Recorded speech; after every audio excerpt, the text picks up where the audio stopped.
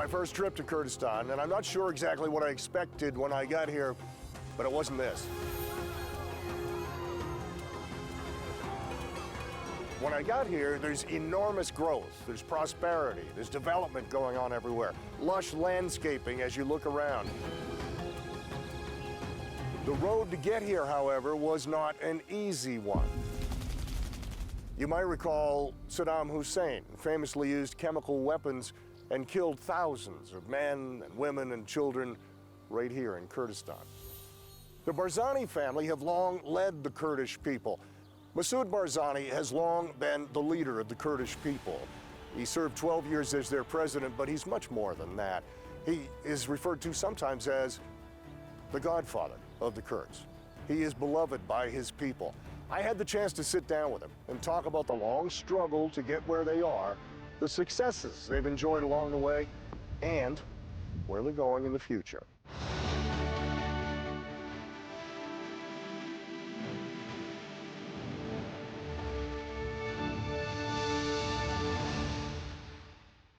Mr. President, thank you for doing this. Fine, thank you. Working for the good of the Kurdish people could be said as a family business. You have spent your entire life working for the good of your people. And I think in terms of my own life, my father was my biggest influence. Tell me about your father, and tell me maybe early memories, but the influence on you becoming who you are and your drive to succeed in life. Of course, my dad had a lot of influence on me, but I would like to share this information with you that when my dad left leading Peshmergas and led to the former Soviet Union, I was 6 months old at that time. When he came back, I was 12 years old. So in that period of time, I haven't seen my father, but I knew that he's not here. He's there working for the sake of the greater good of the Kurdistani people, to serve our people. And that's why since that time, I have been feeling responsibility toward my people. But I'd like to say that, to share this with you as well, the history, the practical history of our family, I can say that starts from my uncle, from the Sheikh Abdulsalam Barzani, is the second, who has been working at the early stages of the 20th century, has been working relentlessly for the sake of the greater goods of Kurdistan, but unfortunately later he has been executed by the Ottoman Empire in 1940, and since then we have been continuing in our struggle for the sake of the Kurdistani people's right. You have witnessed man's cruelty to man. You've seen evil, you've seen just terrible things, and yet from that, when we get here today, Kurdistan is a beautiful place, and there's so much activity going on. From the difficult times, how were you able to draw hope and goodness and optimism and move forward and create what is here now? Undoubtedly, the Kurdistani people has witnessed a lot of suffering, a lot of setbacks, a lot of persecution, and it continued in the struggles for the sake of the greater good of Kurdistan. And we have seen a lot throughout this history, catastrophes, not that much far away. Look at what happened in the Anfal operation, at the chemical bombardment. But in none of these catastrophes that has befallen on our people, our great people, they have not lost hope, and they have had their determination with hope that they are going to succeed one day, and they have succeeded. So the continuous struggle, the perseverance of our people, the sacrifices of our people has led and motivated our people in order to reach to today that we have. So what we have right is the result, and is the cultivations of the thousands of lives, of the spirits of our young people who have sacrificed to the sake of this, and they have seen a lot, and we are very proud of that. Nobody has granted us what we have right now. What we have is the result of the struggle and the bloods of our people. At a university anywhere, the introductory courses are called 101. If you take Business 101 or you take Politics 101, it's an introduction to those topics. So for Americans that are still learning about Kurdistan, give me Kurdistan 101. What should they know? We are a nation in this part of the world, and we have been here for a long time. Maybe we have been here in this area way before much of the other nations that they are around in this area. And we are a nation that we have seen a lot of oppression, a lot of persecution. And in the post-World War, the First World War, there has been a division for our land, for our people, without asking any questions whether we are with who we want to be, whether we want to be independent or not. And the first time at the Sevres agreement, the Kurdistani people, they have been given the rights of self-determination, but that has been annulled by the Lausanne agreement later. And they have taken out that right from the Kurdistani people. So that division, that imposed divisions on the Kurdistani people has created a bitter reality, and we understand of this reality that we don't want to change that reality through violence or through anything, because we as the Kurdish people, we don't want violence. And the Kurdistani people, they have been deprived of their basic rights after that division, and they have faced with a lot of oppressions and persecutions, but we are a peaceful nation, and we are not with the violence. We don't want to change the status quo through force or through violence. We wanted to have a mutual understanding through dialogue in order to live side by side in tranquility with the other nations around, through democracy and through coexistence. And we know that each part of the Kurdistan has their own specific situations, and that should be respected within their own countries through dialogue. They should not be deprived of their national right. Syria is your neighbor. Syria has recently undergone a change in leadership in government. What can you tell me about the new leader in Syria? Undoubtedly, the change and transition or the transformation that happened in Syria, it was expected to have that kind of the transition and the transformation, but it was not expected to have it that much quick, that hasty size. But definitely, what happened in Syria is a turning point in the region, and also in the modern history of the region, that has been a turning point. And we know all the backgrounds of the current leaders, or the leaders of the Syrian government right now.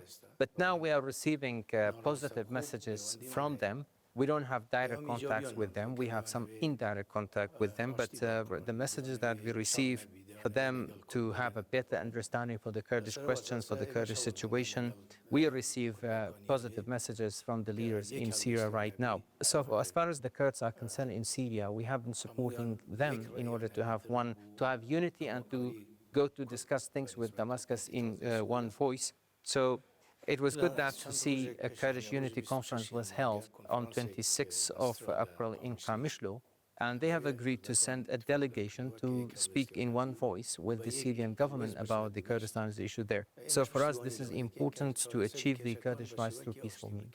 Let's talk about Iran.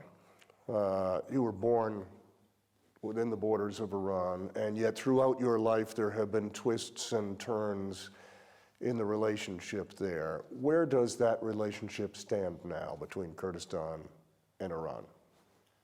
It's true that I was born in Mahabad, and Iran is a very important state in the area. It's a neighbor to us, and we never ever wanted to have problems or to create problems with the Iranians. But it's very important that there should be a mutual respect. The relationship should be defined in a mutual respected way, and to safeguard the mutual interests also of the people, and to find peaceful solutions for any outstanding problems or the misunderstanding that is there between us and Iran. It has been there between us and Iran. But in the same time also, we don't want neither the Iranians nor any of the neighboring countries to intervene in our own affairs. And it's true that the relations with Iran has ups and downs, and we had some problems, but now I can define the relationship with Iran as a normal relationship. We have relationship with them, but I would like to underline this, that we don't want to be dragged into Iranians' competitions or confrontation with the others, and we don't want to be part of that kind of what Iran's confrontation has. But I would like to underline that we don't accept any of these countries to intervene in our own affairs. You talk about mutual respect, and I think in terms of the Iranian-U.S. relationship, and in my entire adult life, it has been very poor. There has never been a time where the two nations have gotten along well. And right now, we see the Trump administration cautiously walking into some conversations. They're very careful, both sides are very careful, both sides clearly do not trust the other, but both sides are open to a dialogue. Do you have any advice for the U.S. administration as they enter into dialogue for the first time in a long time? As a principle, as long as there are opportunities for dialogue, for conversations, to find solutions for the outstanding problems, we prefer that kinds of the dialogue and the conversations between two competing parties. And it's much, much more better than having war or instability in the area. So that's number one principles that we have.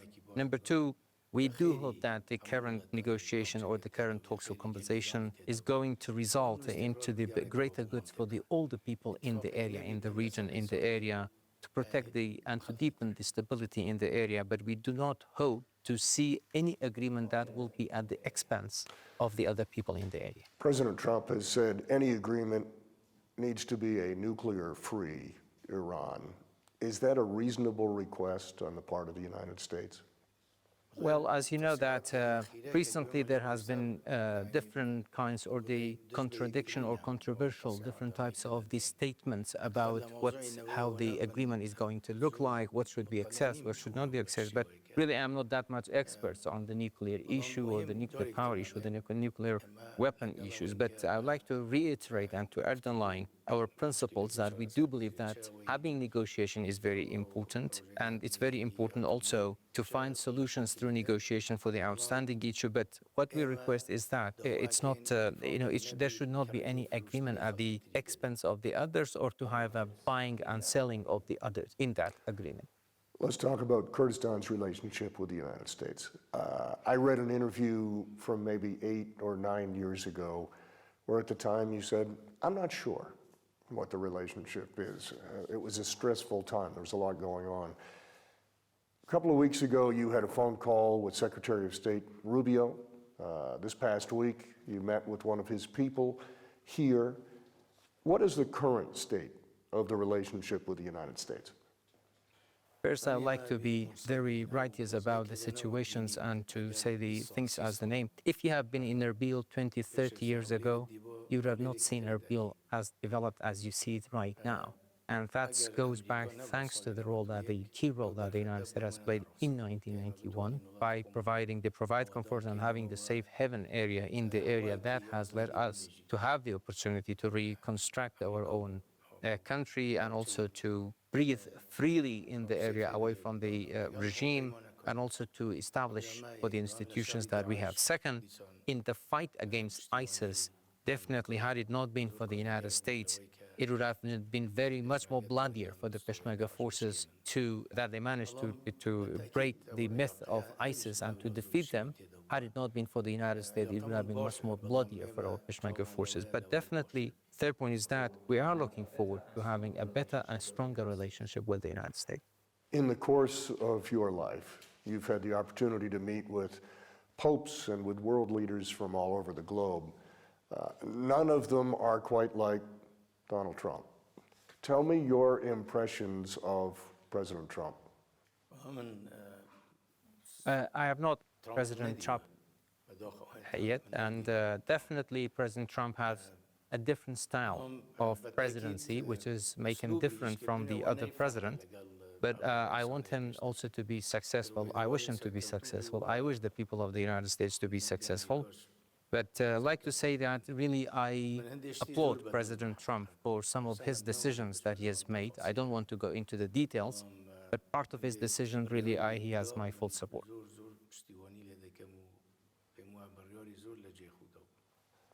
The United States, along with Qatar and Egypt, have put together a negotiating team that is trying to bring a permanent ceasefire, trying to bring peace to Gaza. Any advice, with all the experience you have had, any advice to the team from the United States and from the other nation states moving forward in that effort?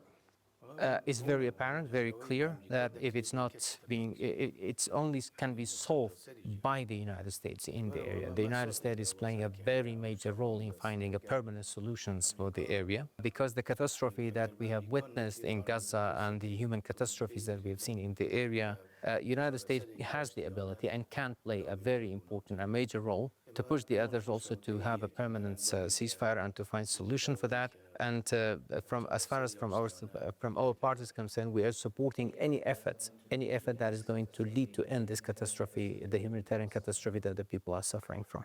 Let me change that question just a little bit, and that is there are differences, of course, but the Kurdish people have faced challenges and persecution and difficulty and overcome them. And you are now thriving. You've got a healthy economy. You've got all kinds of good things happening. What can the people of Gaza learn by looking at Kurdistan and your success? The people of Kurdistan has a very deep-rooted culture of coexistence and accepting each other. And throughout history, the Kurdistani people, we have not had any kinds of the religious or sectarian problems with anyone within or outside of the Kurdistan region. And so that has helped us a lot. And as you know, for us, we as the Kurdistani people, as the Kurdish people, we have gone through very, very ups and downs and difficulties. We have seen a lot of different types of the oppressions. For example, the Anfal campaign that has led to that 180,000 people, their fate is unannounced for, is unaccounted for. And in the 70s and the 80s, the Iraqi regime, with 1 second, they have killed 5,000 women and children in Halabja area. Of course, they have used the chemical weapon in the other parts of Kurdistan, but the catastrophe, the chemical bombardment in Halabja was very intense, and we had lost a lot of people there. The Faili Kurds, the Iraqi regime also took 12,000 of the Failis, young Failis, and their fate is unaccounted for. From the Barzani tribe, 8,000 male Barzanis also, they have been taken and they buried, and their fate is unaccounted for. So altogether, the Kurdistani people, 180,000 people are missing, and their fate is unaccounted for. That was just a few years ahead of 1991, when the Iraqi regime, after they have been defeated in Kuwait, and we had the glorious uprising of 1991, the Kurds, the Kurdistani people, they have not made any revenge. And they have kept that kind of the spirit of the tolerance. And for myself also, not only they have not made any kinds of the revenge, they have been feeding and releasing the same Iraqi soldiers that they have killed all of these people earlier. I even myself was not expecting that deep-rooted culture of coexistence, that our people is not going to seek revenge, and I was very proud of that.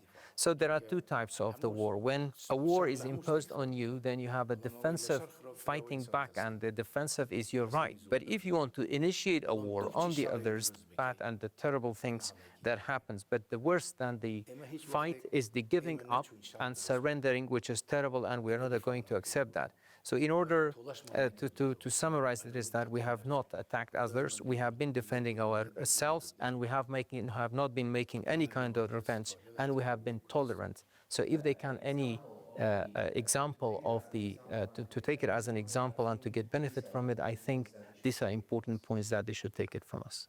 I framed that last question in terms of what could they learn from your success. So let's talk about some of that success.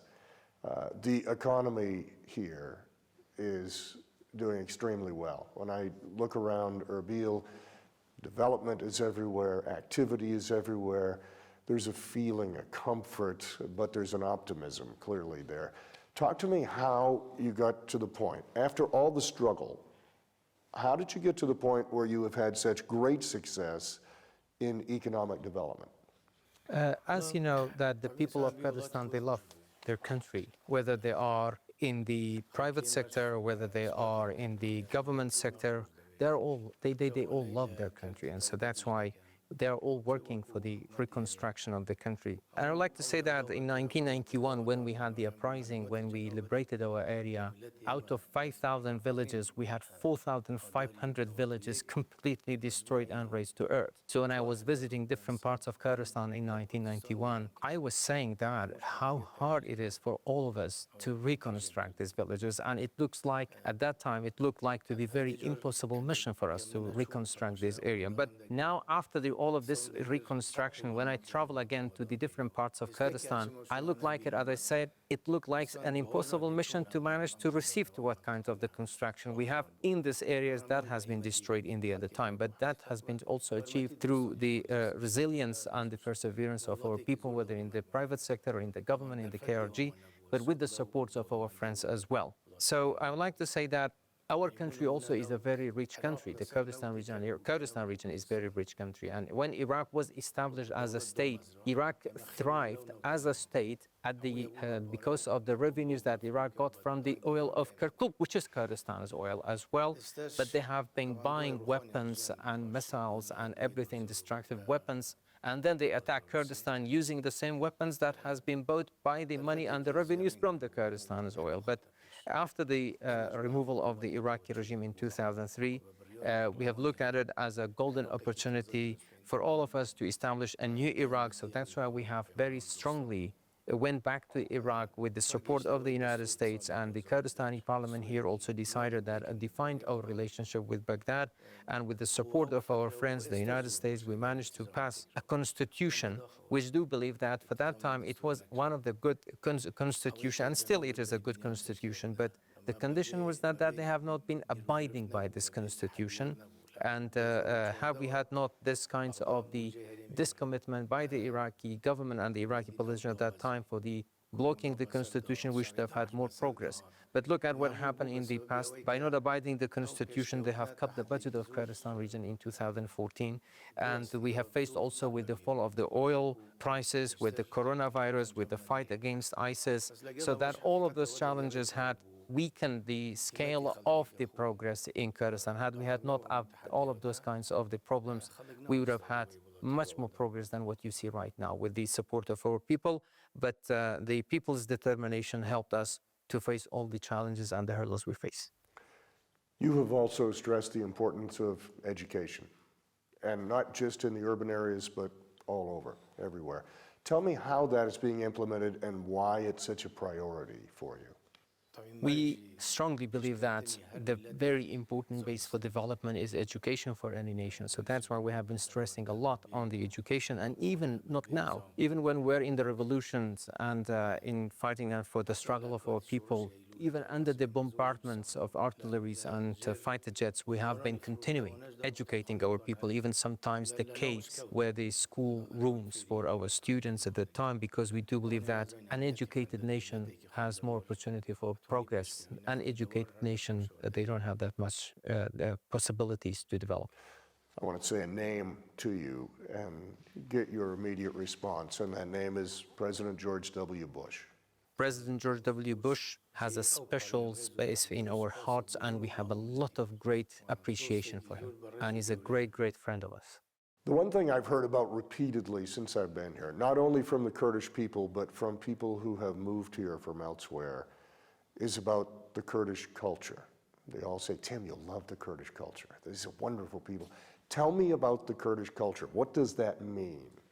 Well, as far as the Kurdish people are concerned, well, in politics, in economy and commerce, the Kurds have not been given that kinds of the freedom of movement and a lot of oppression in both years. I can say that in terms of the culture, we have had that space in order to deepen and to more deepen this kind of the culture that we have. So that's why we can say that the Kurdish people managed to enrich that deep-rooted culture that the Kurdistani people are very proud of. In America, particularly in Hollywood, they love a success story. They love the underdog, someone who has to fight and scrap, but ultimately is victorious. Your story is very much that story. You have had very difficult times, very challenging times, and yet here we are in 2025, and it's great success. Looking back, it's a difficult story, but where we are now, it's a great story. The question is, where does the future go from here? Where do you hope Kurdistan is in 10 years or in 20 years? I have an unwavering belief that the self-determination is a righteous right for the Kurdistani people also as the others. And in the end, the Kurdistani people, through peaceful means, they should have this self-determination right until maybe within 10 years, I don't know, but definitely I underline, it should not be through violence, it should not be through forceful ones, it should be through dialogue. So what I wish and to see is whether within in the next 10 years, it's next century, that the Kurdistani people, that the nation of the Kurds also to be free. Final question, and that is, human nature is, we sometimes reflect on our own being. I know you're very modest, you're very humble in your role, but you have clearly played an essential role in the development of Kurdistan and allowed this to be where it is now and move forward, allowed the circumstance that allows Kurdistan to move forward. When you reflect back on a lifetime of work, is there a certain pride, a certain satisfaction that Kurdistan is now where it is? I'd like to underline that in my life, I haven't done anything that I have not believed in. So I have done everything with my belief, so that's why I don't regret anything in my life, because I have done it with my full belief. But from the current situation, when you look at some of the situation in the past, had I had that knowledge about that situation from now, maybe I would have had some more different kinds of the decisions or different kinds of the position, but that's based on the current information that I have on the past. But definitely, I underline, I don't regret anything because whatever I did with my full belief. But concerning the certain points with a lot of satisfaction that has left for now, I think really what happened in 1991 during the uprising time, when I saw my people free, when I saw the region free from the oppression of the regime. So that's a very satisfactory period that I recall. But also, when I was 12 years old in 1958, when my dad came back and my uncle, Sheikh Ahmed, was freed from the prison, and we as the Barzanis were allowed to go back to Barzan village, also that was a very momentous time for us, satisfaction time. But I don't have the same one as 1991 because in 1958 I was only 12 years old, so I don't have the amount of that satisfaction that I had it in 1991. Mr. President, thank you very much. Thank you. Enjoyed it.